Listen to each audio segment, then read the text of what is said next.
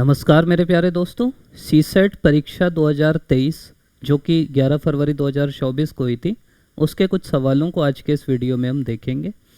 मेरा प्रयास ये होगा कि देखिए, सीसेट का जो हवा है, आपको पता है कि उसमें हिंदी आती है, छत्तीसगढ़ी आती है। शुरू से मैं बोल रहा हूँ कि यार उसको अच्छे से स्ट्रांग कर लो। उसके बाद ना कुछ सवाल ऐसे आते हैं जो बिना गणित के, बिना रीजनिंग के आप बना सकते, मतलब थोड़ी सी बुद्धि लगाओगे, बिना डरे अगर आप कोशिश करोगे तो वो बना सकोगे।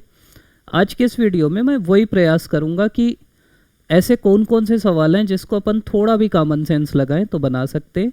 तो वो आप सीखने का प्रयास करिएगा कि अगर आप वो सवाल नहीं बनाए होंगे पिछले बार तो इस बार बना सकें।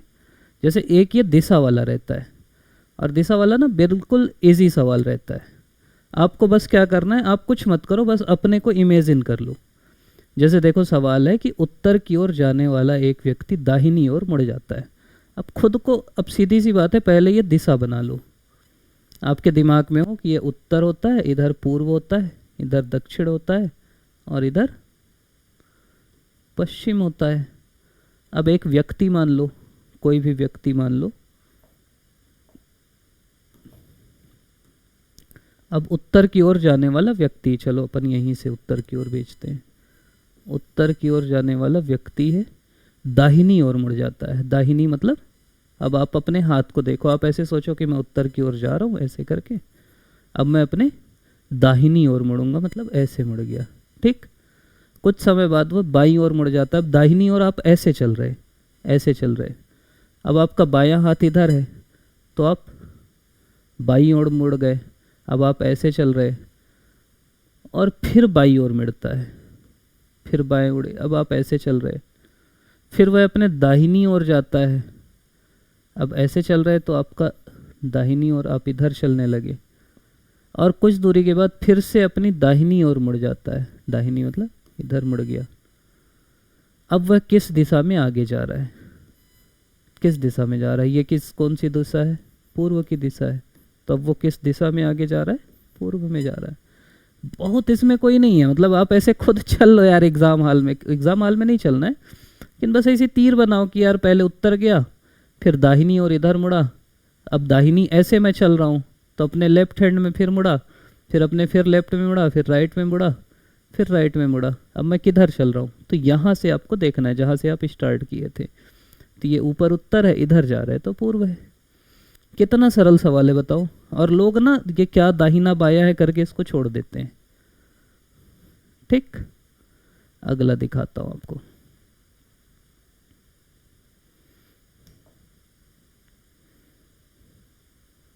क्लीन करूंगा तो ये भी आखिरी में ट्राई करेंगे। देखो, ABCD वाला सवाल कितना आसान रहता है, आपको दिखाता हूं मैं। इसमें दिया है कि चिल्ड्रन को किसी भी कोड में BGH के, पहले ये देख लो कि जितने अक्षर ये हैं उतने ये भी हैं कि नहीं। 1 2 3 4 5 6 7 8, 1 2 3 4 5 6 7 8, 8 अक्षर है, बात खत्म। अब ना इसको ऐसे लिख लिया करो, जैसे चलो मैं लिख ही के दिखा देता हूँ आपको। CHILDREN, और इसका भी अक्षर है ना, जो पहला है उसके पहले के नीचे GHKESFO। अब इनमें ना एक कॉमन देखो, और अगर आपको ऐसे उल्टा है ना तो इधर से देख लो, कोई ऐसी दिक्कत नहीं। तो B के बाद C आया, G के बाद ABCDEFG तो बचपन से पढ़ते हो। H आया, H के बाद I आया, K के बाद L आया। तो मतलब इसमें क्या क्या हो रहा है? इधर से नीचे से देखोगे तो +1 हो रहा है, ऊपर से देखोगे तो -1 हो रहा है। अगर आप ऊपर से ही मानोगे तो एक कम होते जा रहा है। C का B हो गया, H का G हो गया, और इधर क्या हो रहा है? +1 हो रहा है। मतलब शुरू के 4 में -1 हो रहा है, आखिरी के 4 में +1 हो रहा है। अब बोल रहा है जियोमेट्री को कैसे लिखेंगे, तो इसमें -1 करना है। G से एक कम करोगे क्या आएगा? पढ़े हो ना ABCD, F आएगा। अब देखो, 2 ऑप्शन ऐसे ही ख़त्म हो गया। ऐसे देखना भी है ऑप्शन। अब बहुत मत देखो, देखो FDNML दिया है तो ये L वाला खोज लो कि चौथा M होगा कि L होगा। अब यहाँ M है, ठीक। M से एक कम होगा, M से एक कम क्या होगा? L होगा, तो ये उत्तर हो जाएगा। सीधा सा लॉजिक है यार। 2 सवाल बन गए ना, इनमें कोई रॉकेट साइंस नहीं है, आराम से आप बना सकते हो। मैं ना आपको वही वाले सवाल दिखाऊंगा जो बच्चों वाले सवाल है ना, और मैं दिखाऊंगा आपको कि कैसे यही सवाल करके आप टॉप कर सकते हो।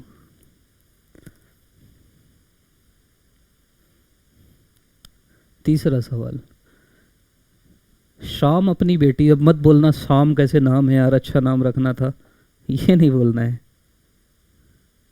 शाम अपनी बेटी से कहता है 7 साल पहले मैं तब तुमसे 7 गुना बड़ा था और अब से 3 साल बाद मेरी उम्र तुम्हारी उम्र से 3 गुना हो जाएगी, तो श्याम की वर्तमान उम्र क्या है। मैं आपको बहुत सरल तरीका बताता हूँ। ये चारों में से तो एक उम्र होगी, ये आपको पता है, ठीक। आप कुछ भी मान लो, जनरली बी सी को कुछ मानते हैं, मान लो मैं बी को पहले देखता हूँ। अब उत्तर दिया श्याम की वर्तमान उम्र, आपकी श्याम की वर्तमान उम्र मान लो 50 है, ठीक। अब श्याम क्या बोल रहा है कि 7 साल पहले मैं तब तुमसे 7 गुना बड़ा था, मतलब 7 साल पहले, मतलब अभी 50 है तो 7 साल पहले ये कितना रहा होगा, 43। और तुमसे 7 गुना बड़ा था, मतलब किसका 7 गुना 43 होता है, किसी का 7 गुना 43 नहीं होता। एज तो आएगी नहीं ऐसे वो वाली, तो ये हो ही नहीं सकता, ठीक। अब ये ऑप्शन देखो 42, मतलब ना इसमें निकालना भी नहीं है, आप 7 घटाओ उससे और कोई संख्या उसकी 7 गुना है कि नहीं ये देख लो। जैसे 46 है, 46 7 साल पहले कितनी एज रही होगी, अभी मान लो 46 है तो 7 साल पहले कितनी रही होगी, 39। किसी का 7 गुना 39 होता है, मतलब 7 गुना, मतलब वो 7 से विभाजित होना चाहिए। 7 से विभाजित हो रही क्या, नहीं हो रही, ये भी नहीं हो रहा है। 55 हो रहा है, 55 माइनस 7 कितना आता है, 48। ये 7 से विभाजित होता है, नहीं होता।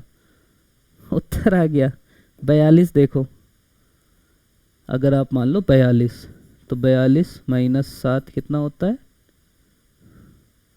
35।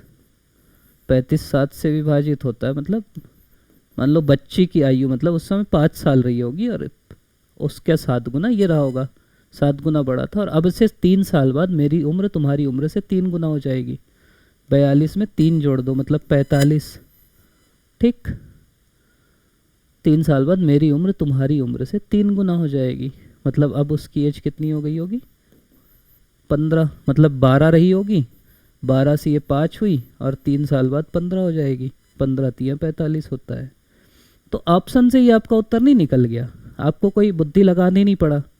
और अगर आपको बुद्धि लगा के बनाना है तो वो भी दिखा देता हूँ मैं, एक्स मान के जो बनाते हैं।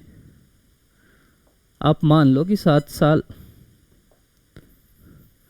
ऐसे ऑप्शन दें सीधा सीधा बनता है, आपको कुछ करना ही नहीं है भैया।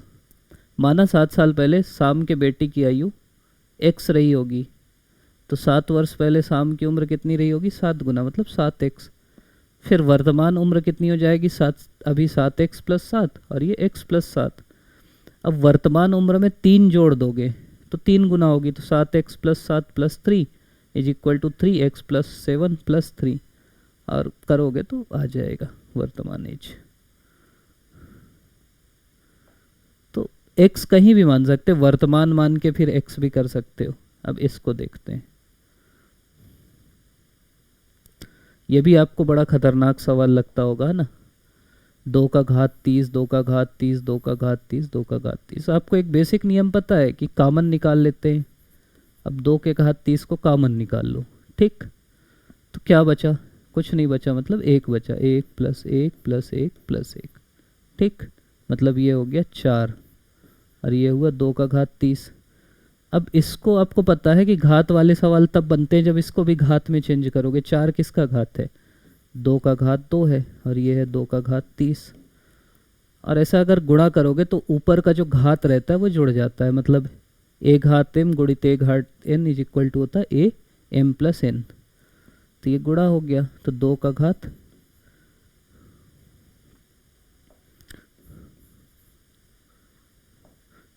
घात 30 प्लस 2 बराबर 2 का घात 32।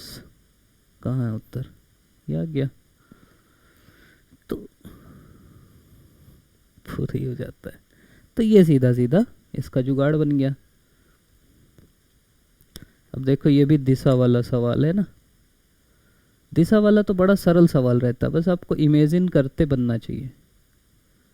यदि क्यू एम के ठीक पूर्व में है, अब बना लो शुरू में ना, ऐसी एक इमेजिनरी बना लिया करो, ऐसे खींच लिया करो, पूर्व पश्चिम उत्तर दक्षिण, ठीक।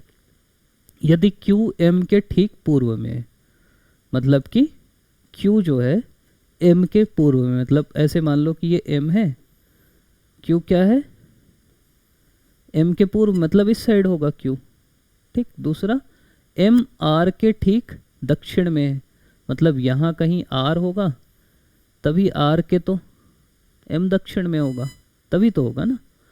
फिर बोल रहा है तो आर क्यू से किस दिशा में है, आर क्यू से, मतलब आपको देखना है क्यू के किस दिशा में आ रही है, ये दिशा कौन सी होगी, ऊपर उत्तर है, इधर पश्चिम है, तो ये दिशा हो जाएगी उत्तर पश्चिम। कहाँ पे दिया है देखो, मैं भी कंफ्यूज हो गया, लेकिन देखते हैं। तो आर से क्यू किस दिशा की ओर है, M is south of R, toward which direction is Q from R. अच्छा आर से पूछ रहा है, देखो ध्यान से नहीं पढ़ोगे तो देखो आपके सामने मैं खुद कंफ्यूज हो गया ना। आर से क्यू किस दिशा में है, तो आर से अगर पूछेगा तो ये दिशा हो जाएगी, मतलब इधर आपका क्या है पूर्व है और इधर दक्षिण है, तो ये दिशा हो जाएगी दक्षिण पूर्व, ये उत्तर हो जाएगा। इसलिए मैं बोल रहा हूँ जनरली क्या है तो इंग्लिश भी पढ़ लिया करो, toward which direction is Q from R, यहाँ से और क्लियर हो जाता है क्यू आर से किस दिशा में, तो हो जाएगा।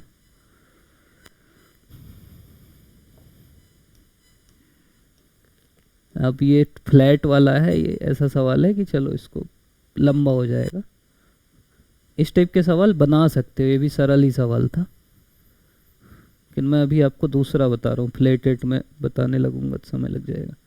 यह शारीरिक भाषा का एक रूप है और संप्रेषण की प्रक्रिया में सर्वाधिक महत्वपूर्ण पहलू है, ठीक।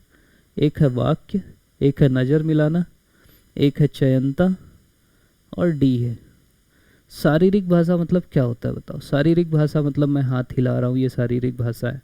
मैं कैमरे में देख रहा हूँ, अब मैं इधर देख के पढ़ाऊँगा तो ये शारीरिक भाषा नहीं।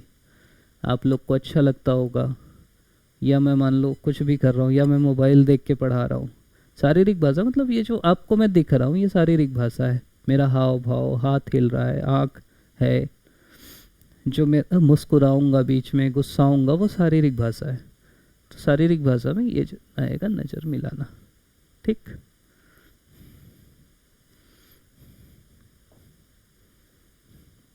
ये भी देखो हर बार सवाल आता है, इसको देखो कैसे बनाते हैं, अभी बनाते हैं।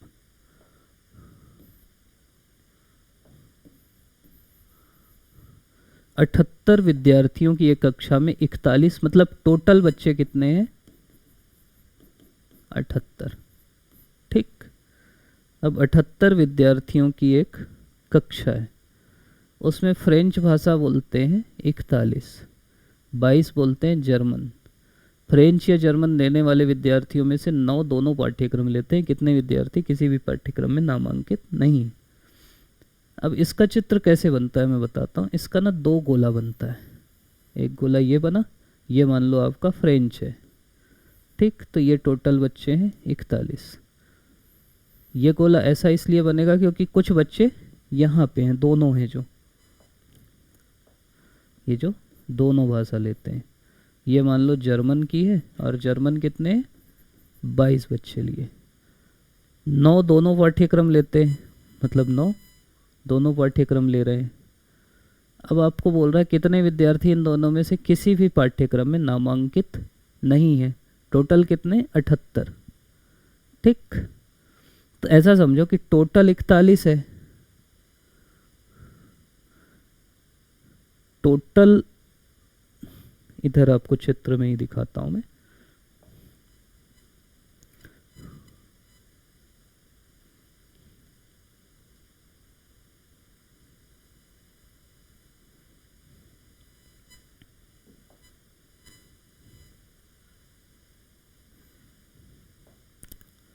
टोटल फ्रेंच लेने वाले 41 हैं, लेकिन ये जो दोनों लेने वाले ये 9 हैं, तो केवल इधर वाले जो केवल फ्रेंच हैं, जो दोनों नहीं लिए हैं, वो कितने हो जाएंगे, 41 माइनस 9 कितना हो जाएगा, 32। मतलब ऐसा समझो कि यहाँ पे वो बच्चे हैं जो फ्रेंच भी पढ़ते हैं, जर्मन भी पढ़ते हैं, तो वो कॉमन हो जाते हैं। ये हैं इधर वाले जो केवल फ्रेंच पढ़ते हैं, वो जर्मन नहीं पढ़ते। इधर वाले हैं जो केवल जर्मन पढ़ते हैं, फ्रेंच नहीं पढ़ते। तो टोटल 22 हैं, तो केवल जर्मन वाले 22 माइनस 9 कितना हो जाएगा, 22 ऋण 9 13, तो केवल ये 13 हो जाएंगे। तो टोटल जोड़ोगे तो बच्चे आ जाएंगे, मतलब 32 प्लस जो दोनों पढ़ते हैं 9, ये केवल फ्रेंच हैं, ये दोनों हैं, और ये केवल जर्मन है। कितने आ गए, 13 9 22 और 22 32 4 3 2 5, मतलब टोटल पढ़ने वाले हो गए 54। कुल संख्या कितनी क्लास में, 78। तो 78 में से 54 घटा देंगे, 78 माइनस 54, 8 में से 4 गया 4, 24 बच्चे हैं जो किसी भी पाठ्यक्रम में नामांकित नहीं हैं। तो ऐसा करके आप बना सकते हैं, ये 24 बच्चे हैं जो किसी में भी नामांकित नहीं है। 45 छात्रों की एक कक्षा में आदित्य का रैंक शीर्ष से 12 है, नीचे से उसका रैंक क्या होगा। ये भी इस टाइप का सवाल है ना, ये बहुत कठिन सवाल नहीं है।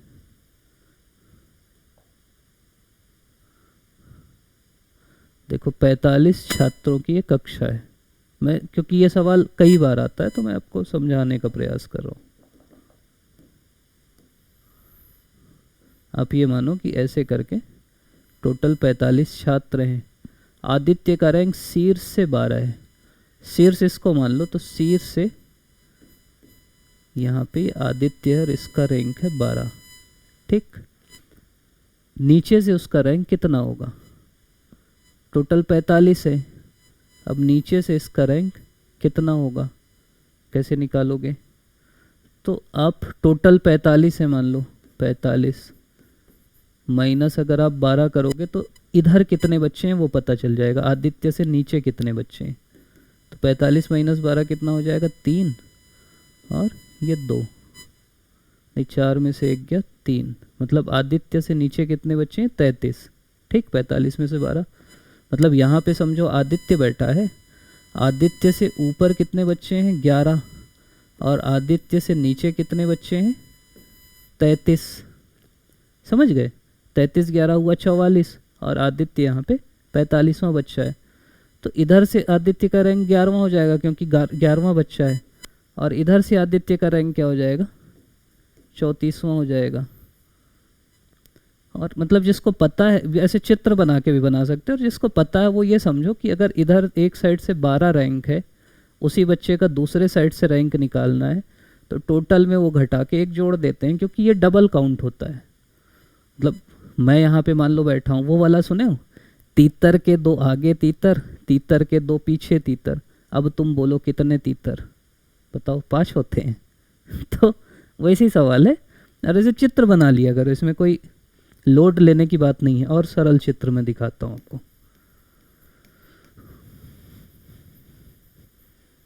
मतलब ये ऐसे सवाल हैं हर बार आते हैं। मैं बोला कि एक कक्षा है, आप ही की कक्षा है मान लो, कक्षा में 5 लोग हैं, और एक बच्चा है जिसका सेकंड रैंक है, एक बच्चा है रवि, और उसका ऊपर से सेकंड रैंक है। अब बचाओ नीचे से कितना रैंक है, टोटल 5 बच्चे हैं, तो ऊपर से पहला और दूसरा बच्चा है, नीचे कितने होंगे, 3 4 और 5, तो नीचे से कौन सा रैंक होगा, 1 2 3 4, मतलब नीचे से चौथा रैंक। तो इधर से सेकंड, इधर से चौथा, दोनों रैंक को जोड़ोगे तो कितना आएगा, 6 आएगा, लेकिन टोटल बच्चे कितने, 5। तो रैंकों को जोड़ते हैं तो जितने टोटल बच्चे रहते हैं उससे एक ज़्यादा आता है। अब हो सकता है आपको थोड़ा समझ में मेरे हिसाब से आ गया होगा, ठीक। इसीलिए उसको +1 करते हैं।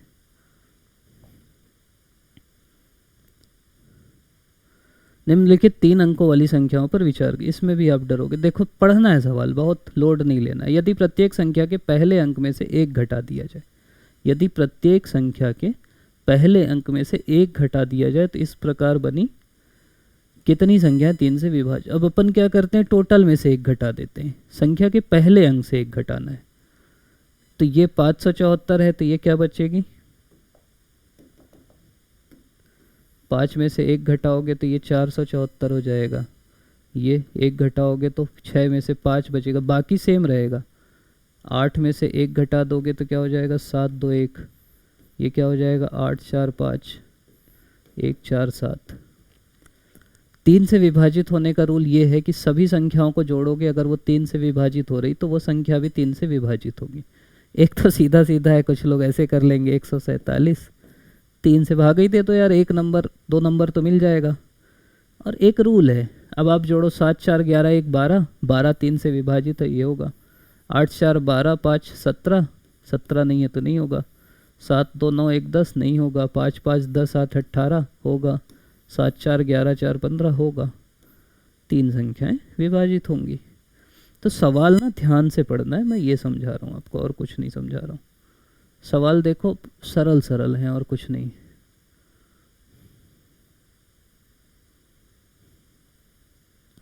अब ये LCM HCF वाला सवाल है। अरे भैया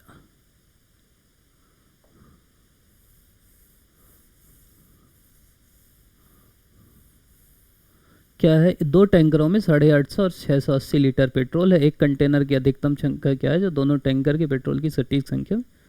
किसी में सीधी सी रूल है कि अगर किसी में भी अधिकतम पूछा मतलब आपको महत्तम निकालना है, HCF जो होता है, और यहाँ पे न्यूनतम पूछा तो LCM निकालना है। नाम ही समझ में आ रहा है। महत्तम मतलब बड़ी से बड़ी संख्या जो सबको भाग दे दे। लघुत्तम मतलब छोटी से छोटी संख्या जिससे भाग आ जाए। अपन निकालते थे ना बचपन में लघुत्तम और महत्तम। अब अधिकतम पूछ रहा है तो महत्तम निकालना है। किसका निकालना है, 850 और 680 का। एक तो वो अपना बचपन वाला रूल है 850, अरे यार यहीं लगा दो, 850 680 ऐसे करके निकालते थे ना। जैसे आप निकालते हो वैसे ही निकाल लेना। पहले 10 ही से काट दो, दोनों कट रहे हैं 85 और 68। अब किसी से कट रहा है 8 6 14 8 5 13, 17 से कटेगा शायद। 17 5 85, 17 चौक 68। और किससे कटेगा,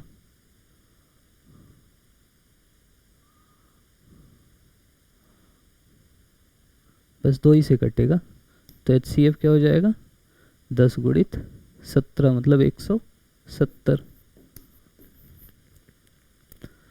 तो उत्तर क्या हो जाएगा 170। कहाँ लिखा है, ये लिखा है। तो इतना ही है इसमें, मतलब वही मैं बोल रहा हूँ, इसको ना थोड़ा सा प्रैक्टिस करने की चीज़ है। बाकी कोई ऐसा हुआ नहीं है ये। अब श्रमिक वाला देखते हैं।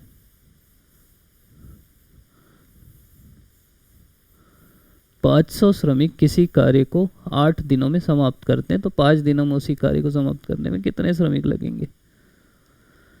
कोई काम है जिसको 500 लोग मिलके 8 दिन में कर रहे हैं, ठीक। सीधा सा है ना यार। 5 लोग मिलके कितने दिन में करेंगे, डे 5 को उधर ले जाओ, 5 एकम 500 800 दिन है ऑप्शन। 800 श्रमिक लगेंगे। 500 श्रमिक अगर 8 दिन में कर रहे हैं तो 800 उसको 5 दिन में निपटा देंगे। सीधा सा चीज़ है। और मतलब वही है, फार्मूला लगाए आ जाएगा। इसमें तो कोई ऐसा वो भी नहीं है। ये देखो, ये भी कितना हलवा सवाल है, एनोलॉजी वाला। बस वहाँ पे ना बुद्धि खुली रखना है। सेकेंड हाफ में होता है दिमाग वो हो जाता है, फिर पेपर बिगड़े रहता है तो और हो जाता है। यहाँ लिखा है राष्ट्रपति और देश, मतलब देश में जैसे राष्ट्रपति होता है, ये दोनों में रिलेट करना है। देश में जैसे राष्ट्रपति होता है वैसे राज्य में क्या होता है, देश का संवैधानिक प्रमुख राष्ट्रपति है, देश का नाम मात्र का प्रमुख राष्ट्रपति, वैसी राज्य का क्या है, राज्यपाल है। और हटा भी सकते, अध्यक्ष तो कहीं से नहीं होगा, राज्य मंत्री कहीं से नहीं होगा। मुख्यमंत्री होता, अगर यहाँ प्रधानमंत्री होता तो यहाँ मुख्यमंत्री हो जाता, तो राज्यपाल हो जाएगा, नहीं हो जाएगा। अब बताओ, ये जो 14 सवाल अपन किए इसमें 7 8 तो आप बना सकते थे ना यार। कुछ लग रहा है आपको कठिन कुछ चीज़ इसमें? ये भी बहुत सरल सवाल है, बहुत टाइम लग जाएगा इसलिए नहीं बता रहा हूँ। बस ध्यान से पढ़ोगे ना तो उत्तर आ जाता है।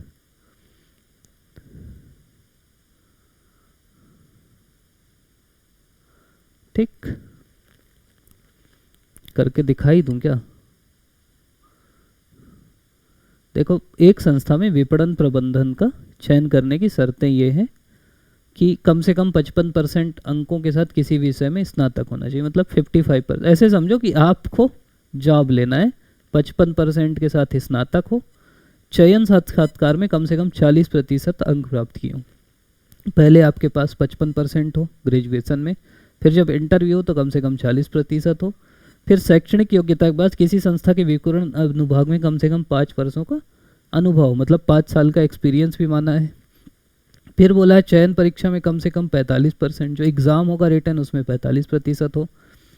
फिर बोला है विपणन प्रबंधन में कम से कम 60% अंकों के साथ स्नातकोत्तर डिग्री डिप्लोमा हो, मतलब फिर पीजी डिग्री हो 60% के साथ विपणन प्रबंधन में।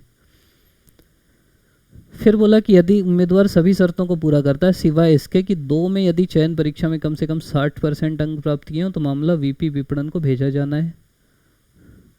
मतलब अगर 2 में, जैसे साक्षात्कार में उसका 40% अंक नहीं है मान लो, लेकिन चयन परीक्षा जो है उसमें 60% अंक है, तो वीपी विपणन को मामला भेज देंगे। पहली चीज़। उपरोक्त 3 में, मतलब शैक्षणिक 5 वर्षों का अनुभव मंगा, यदि बाद उप विपणन काम 3 वर्षों का कार्य अनुभव हो तो जीएम विपणन को भेजेंगे। मतलब 2 में शिथिलता दी है कि यार इंटरव्यू में अगर भले कम आया है लेकिन अगर रिटर्न में अच्छा आ गया है, चयन में 60 तो देखा जाएगा, और अगर एक्सपीरियंस नहीं है लेकिन 3 वर्ष का इसमें विपणन प्रबंधक में तो देखा जाएगा। अब यहीं से सीधा सीधा देख लो। राकेश ने बीबीए में 56%, मतलब ग्रेजुएशन में ठीक है। 62% में विपणन में स्नातकोत्तर, ये भी ठीक है। वह पिछले 7 वर्षों से एक संस्था के विपणन विभाग में काम कर रहा है। उन्होंने चयन परीक्षा में 62 और साक्षात्कार में 68। यहीं पे आपको पकड़ लेना है। साक्षात्कार 38 लिखा है और यहाँ देखो 40 लिखा है, काम खत्म ना। लेकिन फिर कंडीशन देखो, उसमें लिखा है यदि चयन परीक्षा में 60% अंक प्राप्त किए हों। अब चयन परीक्षा में कितना लिया है देखो, चयन परीक्षा में इसको 62 मिला है, तो चयन परीक्षा में अगर 60% है तो उसको किसके पास भेजा जाना है? वीपी विपणन के पास भेजा जाना है, लिखा है ना, वीपी विपणन को भेजा जाएगा। सीधी सी बात है, उत्तर यही हो जाएगा। दूसरा है वर्षा ने बीए में 59% अंक प्राप्त किए, बैचलर में, मतलब ठीक है उसका। बगल बगल देखते जाओ कि यार 55 ठीक है। चयन साक्षात्कार में 42, यहाँ भी पास हो गई। चयन परीक्षा में 48, चयन परीक्षा में कितना लाना था, कहाँ लिखा है, 45, यहाँ भी ठीक है। वह 75% अंकों के साथ विपणन प्रबंधन में स्नातकोत्तर पूरे करने के बाद पिछले 7 वर्षों से काम कर रही, मतलब एक्सपीरियंस भी है उसके पास, सब तो है ना, तो सेलेक्ट हो जाएगी। ठीक। फिर और देखो, निधि वाला अगले पेज में होगा। निधि ने साक्षात्कार में 60% अंक लाए, ये भी ठीक है। चयन परीक्षा में 40% है उसका, परीक्षा भी ठीक है। 65% स्नातकोत्तर भी है। 8 वर्षों में काम कर रही, उसने बीएससी में 59% अंक हासिल किए हैं, मतलब अंक तो इसके ठीक ठाक हैं। तो इसमें कमी क्या है ये देखो,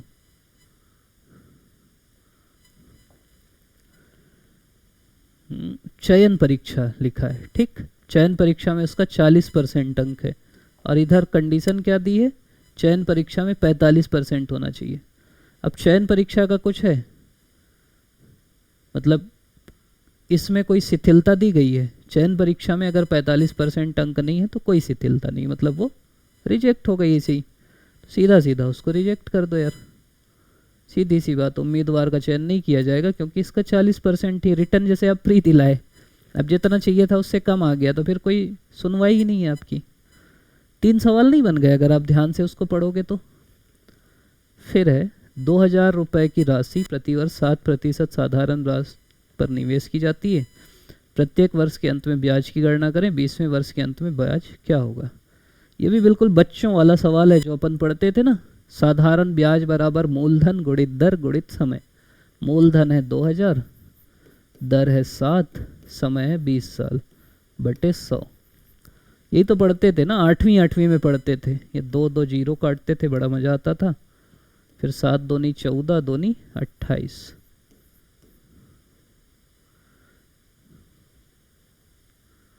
अच्छा 2000 है भाई, 200 कर दिया मैं, तो 1 जीरो और लगा दो, 2800 आ गया। क्या गणित है इसमें बताओ आप लोग, फालतू हवा बनाते हो कि सी सेट।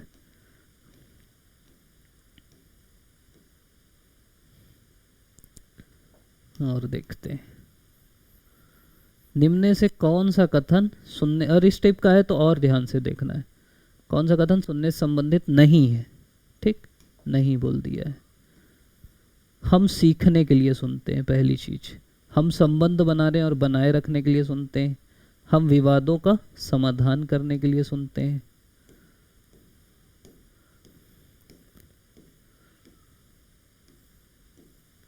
और चौथा है श्रवण तभी होता है जब आप प्रतिक्रिया नहीं देते हैं। भाई 3 तो फिर भी ठीक ठाक लग रहा है, ये आपको कहीं से लॉजिकल लग रहा है। श्रवण मतलब सुनना तब होता है जब आप प्रतिक्रिया नहीं दे, ऐसा होता है? कोई बोला भाई आप प्रतिक्रिया दोगे ना, तभी तो श्रवण होगा। भाई जो नहीं सुन पाता वो प्रतिक्रिया नहीं देता, आप सुन पाते तो आप प्रतिक्रिया देते हो, तो ये कथन गलत होगा। तो इसीलिए ना हर सवाल को बहुत ध्यान से पढ़ना है, मैं ये समझा रहा हूँ आपको। आप थोड़े भी ध्यान से पढ़ोगे ना सवाल आपका बन जाएगा। ये बहुत गंदी चीज़ लिखा है, श्रवण तभी होता है जब आप प्रतिक्रिया नहीं देते। Listening happen only when you don't respond. ये ओनली टाइप का शब्द दिखे तो और बुद्धि लगाना है भाई। जैसे अपन बातचीत करते हैं, सुनते हैं ना, फिर बोलते हैं, सुनते हैं, बोलते हैं, वही तो है। आप लोग भी प्रतिक्रिया तो दे रहे हैं, मेरे सुन रहे, कम से कम लाइक दबा देते हो, कमेंट कर देते हो, वही तो है कम्युनिकेशन। कम्युनिकेशन क्या है कि इसमें थोड़ा सा चलो आपको बता ही देता हूँ। कम्युनिकेशन में क्या है कि एक होता है सेंडर। भाई ये चाह नहीं रहा है कि मैं आपको बताऊं। एक होता है सेंडर, सेंडर मतलब मैसेज भेजने वाला। एक होता है रिसीवर, रिसीवर मतलब मैसेज ग्रहण करने वाला। फिर ये इधर से प्रतिपुष्टि देता है, फीडबैक। बीच में ये पर्यावरण होता है, ठीक, शोर और होते रहता है जिससे आप अच्छे से सुनते हो, नहीं सुन पाते। तो यही आपका एक कम्युनिकेशन का पूरा प्रोसेस है, जिसमें कुछ सेंडर होगा जो अपना मैसेज सेंड करेगा। मान लो मैं सेंडर हूँ, मैं अपना मैसेज भेज रहा हूँ, आप सुन रहे, आप प्रतिपुष्टि करोगे, कमेंट करोगे, लाइक करोगे, शेयर करोगे, जो भी करोगे, दूसरों को बताओगे अच्छा लगा, कुछ भी करोगे, वो आपकी प्रतिपुष्टि है। ये पर्यावरण है जिससे हमारा मैसेज जा रहा है, ये माध्यम है। पर्यावरण से अच्छा शब्द हो जाएगा ये मीडियम है।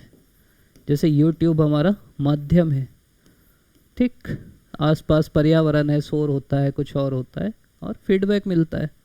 यही कम्युनिकेशन का पूरा प्रोसेस है जो हमको पता रहना चाहिए। 10 से 190 के बीच 10 के सभी, मतलब 10 से 190 जिसमें दोनों शामिल हैं के बीच 10 के सभी गुणनफलों का औसत कितना है। देखो फार्मूला की बात मैं नहीं करूँगा। 10 से 190, ठीक,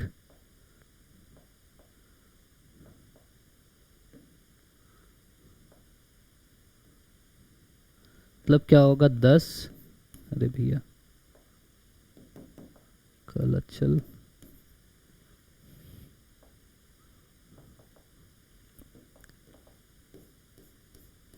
सफेद ही चल रहा है।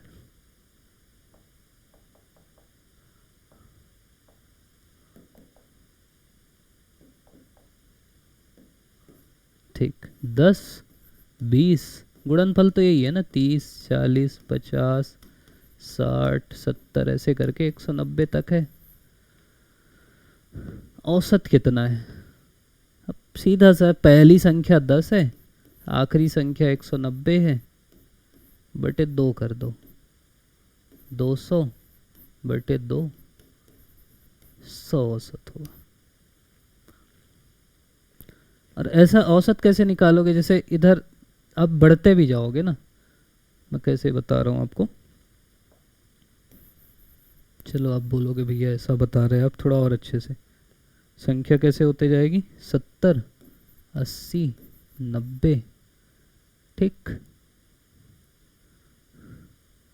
100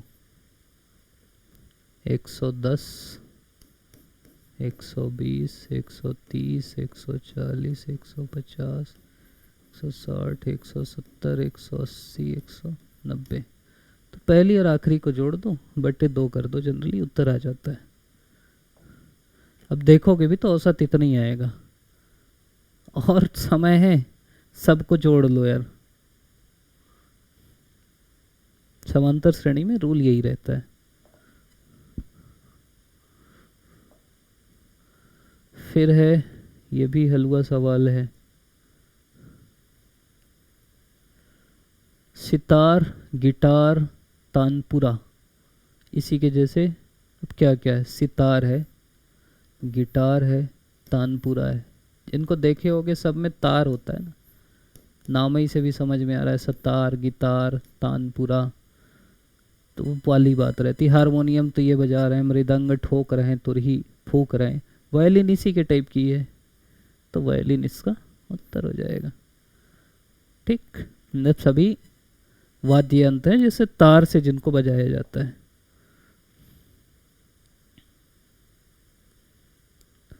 सप्ताह के किस दिन मोहन बेंगलुरु गया, ये भी सरल सवाल है।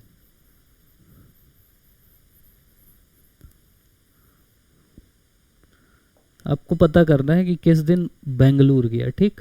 मोहन टुक लीव ऑन बुधवार, मतलब बुधवार को छुट्टी में था, पहली चीज। सबसे अच्छा तरीका तो रहता है सब दिन लिख लो, Sunday Monday Tuesday Wednesday Thursday Friday Saturday, ठीक। बुधवार को छुट्टी में था तो नहीं जाएगा। बेंगलुरु की यात्रा के पिछले दिन शुक्रवार को मोहन अपने भाई से मिलने आया था। ये निकल ही गया ना भाई। बेंगलुरु की यात्रा के पिछले दिन मतलब जिस दिन यात्रा किया उसके एक दिन पहले, और वो दिन क्या था, शुक्रवार था। उस दिन अपने भाई से मिलने आया था, तो उसका अगला दिन क्या होगा, शुक्रवार के बाद शनिवार, तो शनिवार को जाएगा। पहले से कोई दिक्कत ही नहीं है। ऐसे ऐसे तो सवाल आते हैं।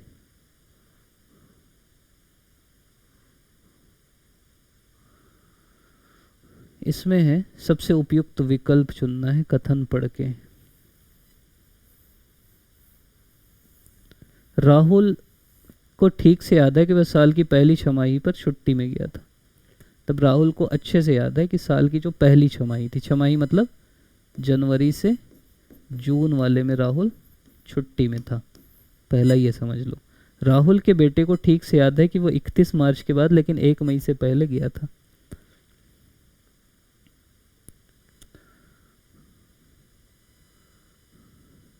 ठीक, उसको है कि 31 मार्च के बाद लेकिन 1 मई से पहले गया था, मतलब 31 मार्च से लेके 1 मई के बीच गया था।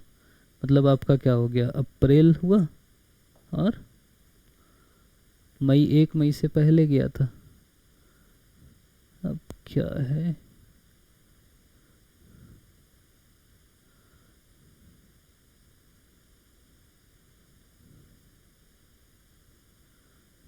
अब आपको पता करना है कि कब गया था टाइप का, है ना। तो आप कथन 2 से ही पता कर सकते हो ना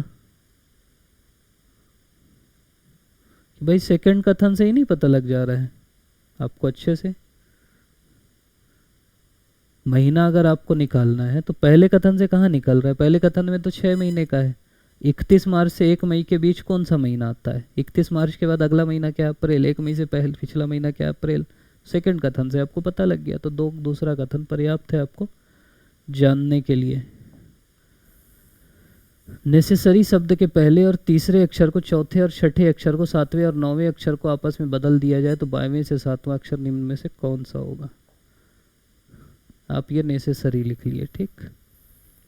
अब क्या बोल रहा है, पहले और तीसरे अक्षर को, मतलब सी को यहाँ ले आओ, एन को यहाँ ले आओ, सी, सी, ई और एन, ठीक। चौथे और छठे अक्षर को, ये चौथा और ये छठवां है, मतलब एस पहले आओ, फिर एस, फिर ई, छठा ई है। सातवें और नौवें अक्षर को, ये सातवां और ये नौवां, मतलब वाई पहले ले आओ, आर और ए। तो बाएं से सातवां अक्षर कौन सा होगा? दाहिना बायां तो आप समझते हो, लेफ्ट राइट, ठीक। तो ये बायां है, बायां से सातवां, मतलब ये पहला, दूसरा, तीसरा, चौथा, पांचवा, छठवां, सातवां, वाई होगा। कितना सरल सवाल है देखो।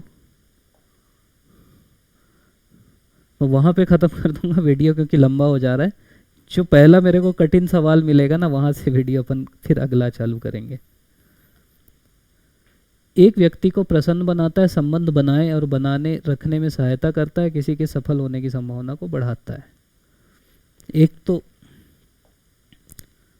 एक व्यक्ति को पहला प्रसन्न बनाएगा, संबंध बनाने और बनाए रखने में सहायता करेगा, किसी के सफल होने की संभावना को बढ़ाएगा। शारीरिक तो बढ़ाएगा ही, ये भी थोड़ा बहुत तो बढ़ाता है। पॉजिटिव एटीट्यूड, मेंटल हेल्थ, ये भी बढ़ाता है।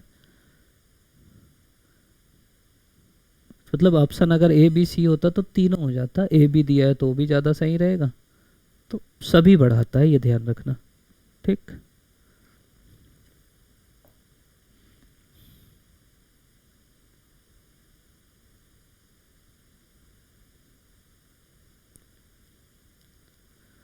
इसको मैं बोल रहा था कैसे ऑप्शन से बनाना है, ठीक। दो व्यक्तियों की आय का अनुपात 9:7 है, ठीक।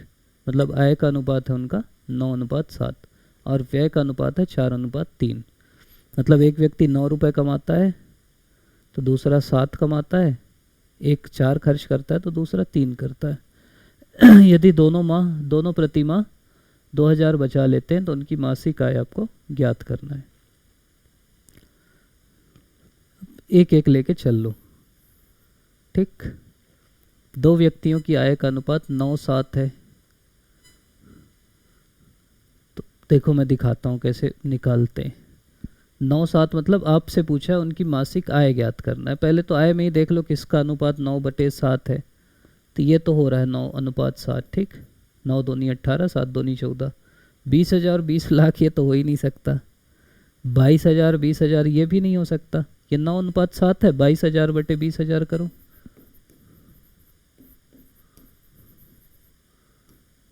ठीक। 11:10 है ये। 16/12 कितना होता है? 4 चौक 16, ये 4:3 है। सीधा उत्तर आ गया। ये साल वाल्व करने का है ही नहीं है, जो आए व्यय इतना बुद्धि लगाए ना, कुछ करना ही नहीं है। सीधा ऑप्शन देखो 9:7 देखो, आ गया उत्तर। आगे बढ़ो भाई। मेंस तो है नहीं ना कि वो देख रहा है कि आप कैसे सॉल्व किए। मेंस है क्या ये? तो प्री है भाई। भिन्न चुनना है, गाजर आलू चुकंदर खीरा, ठीक। गाजर आलू चुकंदर खीरा, आलू चुकंदर गाजर सब के सब जमीन के अंदर उगते हैं। खीरा जमीन के बाहर उगता है तो खीरा अलग हो जाएगा।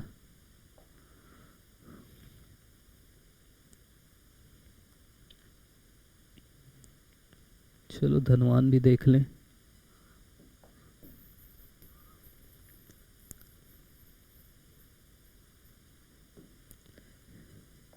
ए बी से अधिक धनवान है, ऐसे बनाते जाओ। जो धनवान है उसको ऊपर लिख देंगे ना। ए जो है बी से धनवान है तो ऐसे हो जाएगा। सी ए से अधिक धनवान है, मतलब सी इसके ऊपर हो जाएगा। सी डी से अधिक धनवान है, सी डी से भी अधिक धनवान है, ठीक। तो डी भी इधर कहीं नीचे ही रहेगा सी से। और ई सबसे अधिक धनवान है तो ई ऊपर रहेगा। अगर उन्हें अमीरी के ऊपर के स्तर पर बिठाया जाए तो बीच में कौन होगा? अगर उन्हें अमीरी के ऊपर के स्तर पर बिठाया जाए तो बीच, A is richer than B, C is richer than A, D is richer than, अच्छा ऐसा लिखा है, D is richer than C, Hindi में अलग लिख दिया है। डी सी से अधिक धनवान है इसका मतलब है, ठीक। तो डी सी से अधिक धनवान है। और ईज रिचेस्ट, रिचेस्ट मतलब सबसे ऊपर, ये प्रिंटिंग मिस्टेक है। अब बोल रहा है बीच में कौन होगा, तो बीच में कौन बैठा है, बीच में ये बैठा है सी। और जमा के देख लेते हैं, ठीक से हो जाएगा। तो जी चित्र बनाना है, जो बोल रहा है वो करते जाओ प्रेम से। इसमें क्या रहता है कि इसमें ना थोड़ा सा अपने को इमेजिन कर लो, अपने को इमेजिन कर लो और उसके बाद फिर पढ़ते जाओ। स्वीटी रमेश और शिवेंद्र श्री और श्रीमती अग्निहोत्री के बच्चे हैं, ठीक। जैसे ये श्री और श्रीमती अग्निहोत्री, इसके बच्चे हो गए स्वीटी रमेश और शिवेंद्र। रीमा राजू और सुनील श्री और श्रीमती करकेरा के बच्चे हैं। रीमा राजू और सुनील इनके बच्चे हो गए। सुनील और स्वीटी शादीशुदा हैं। सुनील और स्वीटी शादीशुदा है, मतलब सुनील और स्वीटी की आपस में शादी हो गई और उनके 2 बच्चे, ठीक। अमर और सोनू, मतलब ये दोनों उनके बच्चे हो गए। गीतिका और राहुल श्री और श्रीमती अमीन के बच्चे हैं। एक और आ गए श्री और श्रीमती अमीन, उनके बच्चे हो गए गीतिका और राहुल। गीतिका की शादी शिवेंद्र से और गीतिका की शिवेंद्र से करा दो। और उनके प्रथुल, प्रतीक्षा और प्रतीक नाम के 3 बच्चे हैं। इनके 3 बच्चे हो गए, ठीक। ये कहानी आपको समझ में आ गई। ऐसे क्रम में जमाना तो आपको पता लगेगा, ये पहली पीढ़ी, ये दूसरी पीढ़ी, ये तीसरी पीढ़ी, ठीक। अब रमेश का प्रतीक से क्या संबंध है? रमेश का प्रतीक से शिवेंद्र, मतलब ऐसा समझो कि एक शिवेंद्र नाम का व्यक्ति है जिसका बेटा है प्रतीक और उसका भाई है रमेश। तो उसके पापा का भाई है रमेश, तो क्या कहलाएगा? मतलब अगर प्रतीक का रमेश कहलाएगा तो चाचा कहलाएगा, लेकिन रमेश का प्रतीक से, मतलब रमेश का प्रतीक क्या है, तो भतीजा हो जाएगा, ठीक। Ramesh, how is Ramesh related to Prateek? How is Ramesh related to Prateek? पता नहीं हिंदी सही से दिया है कि नहीं। अगर ये पूछेगा कि रमेश प्रतीक का क्या है, तो रमेश चाचा है। प्रतीक रमेश का क्या है, तो वो भतीजा है। रमेश कैसे प्रतीक से रिलेट होता है, तो चाचा है। How is Rahul related to Shivendra? इसीलिए थोड़ा सा इंग्लिश देख लेना। राहुल शिवेंद्र का क्या है? राहुल कहाँ है? राहुल मिल ही नहीं रहा यार।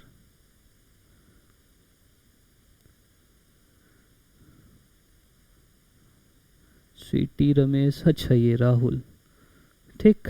राहुल की बहन है गीतिका, ठीक। उसका पति है शिवेंद्र, मतलब मेरी बहन का पति क्या कहलाएगा? ब्रदर इन लॉ, ठीक। देखते इसका डी हो जाएगा।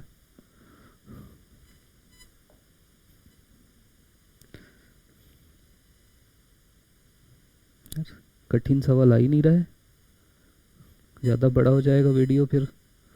एक आदमी लगातार 8 मीटर पूर्व की ओर 6 मीटर उत्तर की ओर चलता है। देखो ये बहुत सरल सवाल है ना। एक आदमी बना लो,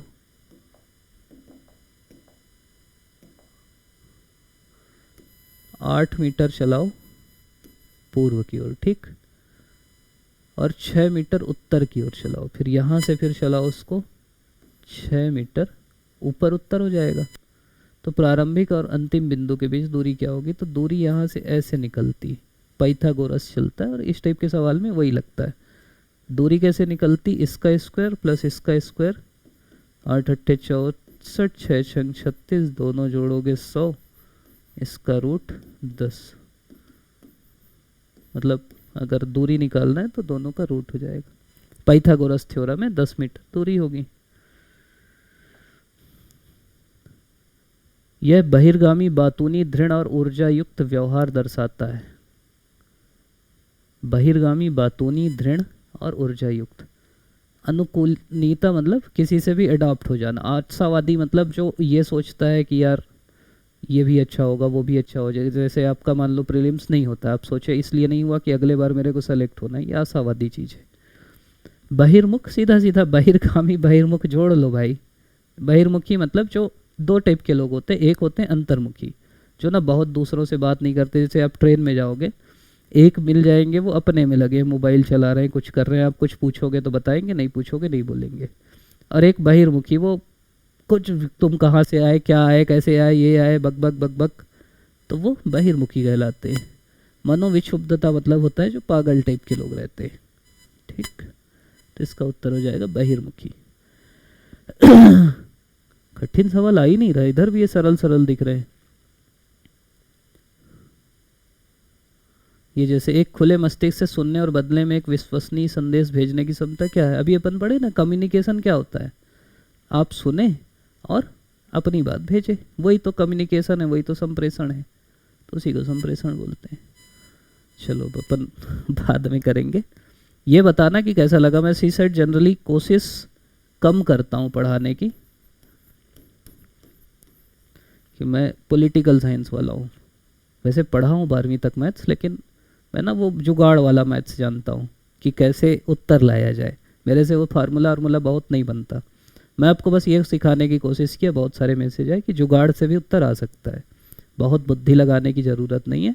ऑप्शन देखो, ऑप्शन से आ जाता है, वही ऑप्शन पुट करो तो आ जाता है। मतलब थोड़ा बुद्धि लगाओगे तो बन जाता है। और हिंदी और छत्तीसगढ़ी खूब पढ़ो, वहाँ कम से कम जो 35-40 सवाल है उनमें से 30 बना लो, अपने आप कॉन्फिडेंस आ जाएगा। फिर इनको धीरे धीरे बनाते रहो। तो कैसा लगा वीडियो बताना। अगर आप लोग को अच्छा लगेगा तो हो सकता है आगे अपन सीरीज़ लाए, नहीं लगेगा तो यार फिर बाकी तो पढ़ाते ही हम लोग। तो ये बस मन किया, आप लोग का बहुत कमेंट आ रहा था, मैं बोला चलो ट्राई करते। आप लोग अभी तक देख रहे हैं, इसके लिए आप सभी का बहुत बहुत धन्यवाद।